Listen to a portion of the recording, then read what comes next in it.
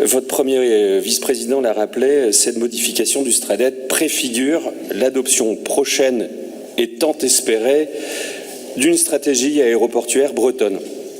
Je ne peux que m'en féliciter, c'est peu de le dire, tant la région est attendue de pied ferme sur le sujet. Le document devait être finalisé à l'automne. J'aimerais dire que nous ne sommes plus à quelques mois près, mais j'entends parfaitement que la livraison tardive de la feuille de route de l'État sur le volet mobilité du CPER contrarie quelque peu les plannings dont acte. Il va sans dire que l'actualité du secteur aéroportuaire de Bretagne est très riche en ce moment, et j'y reviendrai. Et vous me permettrez alors d'ouvrir un peu plus le propos.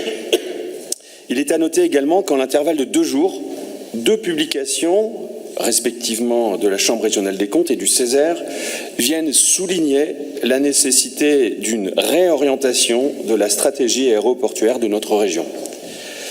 La CRC assume un biais financier, rien de plus détonnant, tandis que le Césaire présente un biais que je qualifierais d'environnemental. Je souscris à la somme des deux. J'espère que ces contributions viendront appuyer les travaux de la région. Cela étant, j'aimerais qu'on intègre une autre lecture, une lecture territoriale d'aménagement du territoire. Et ça tombe bien puisque nous sommes assez nombreux ici à présenter cette double casquette d'élu régional et d'élu du bloc communal. Et notre biais est assez simple. C'est celui d'une vision équilibrée du territoire et de lutte contre le décrochage d'une ou de plusieurs parties de notre région.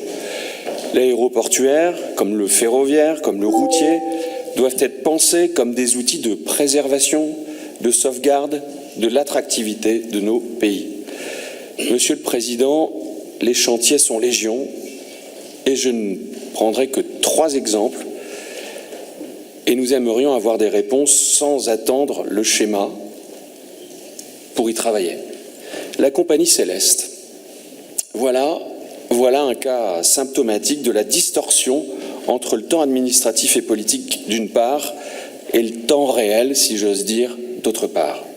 Céleste, c'est une belle idée, une belle réponse aux diktats des compagnies privées qui n'offrent pas de perspective en dehors de Rennes et de Brest. Encore que, je nous renvoie à la cannibalisation de l'offre et du trafic par l'aéroport de Nantes.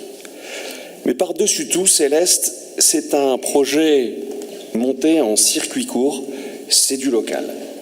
Ma question est simple, Monsieur le Président, Monsieur le Premier vice-président, que se passe-t-il?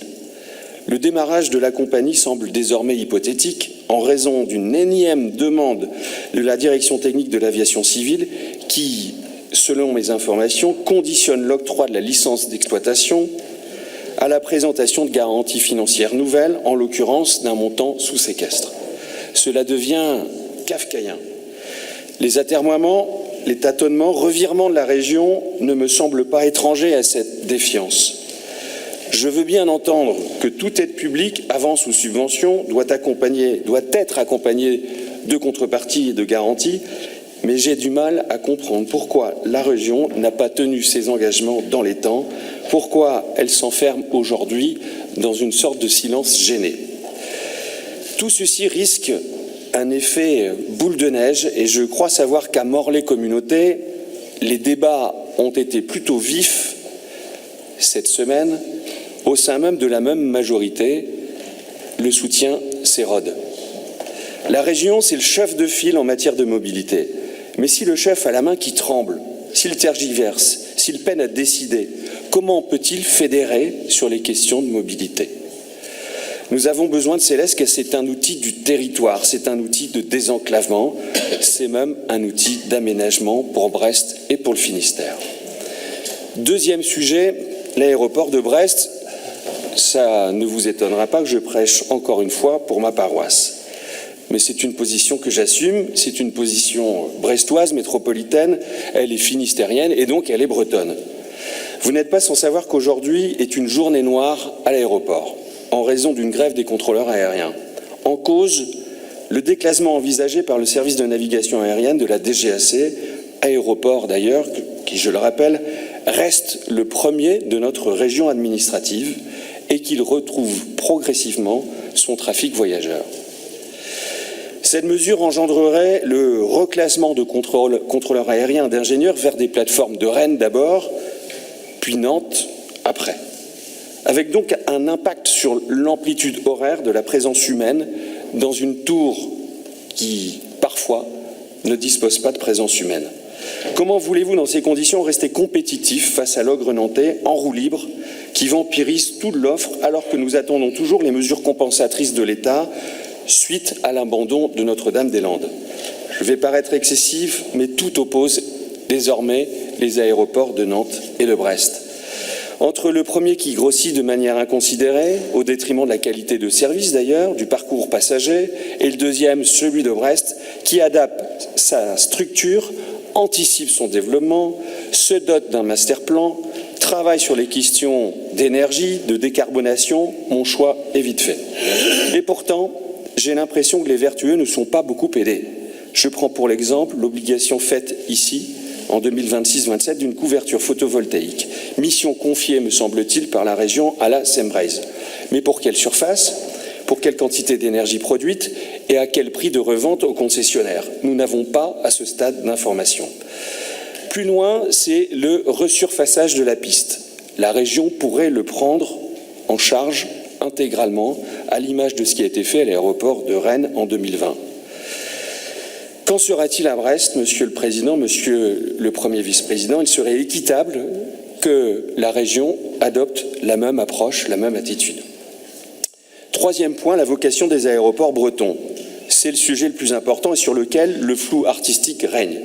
Mis à part les deux plateformes d'équilibre de Rennes et de Brest, il va falloir apporter des réponses claires sur le rôle que souhaite donner la région, notamment aux aéroports de Quimper et d'Inard.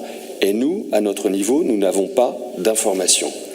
Quelle sera leur vocation, donc leur articulation dans un maillage plus dense d'aéroports à activité commerciale qui n'est clairement, par moment, plus adapté aux réalités d'aujourd'hui.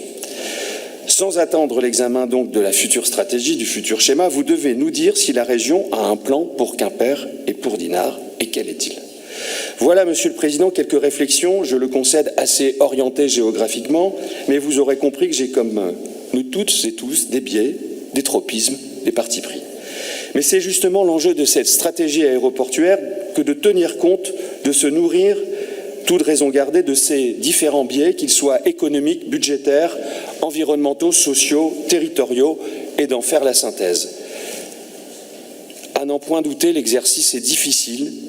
D'aucuns diront que c'est une gageure, mais une chose est certaine, vous êtes attendus. Je vous remercie.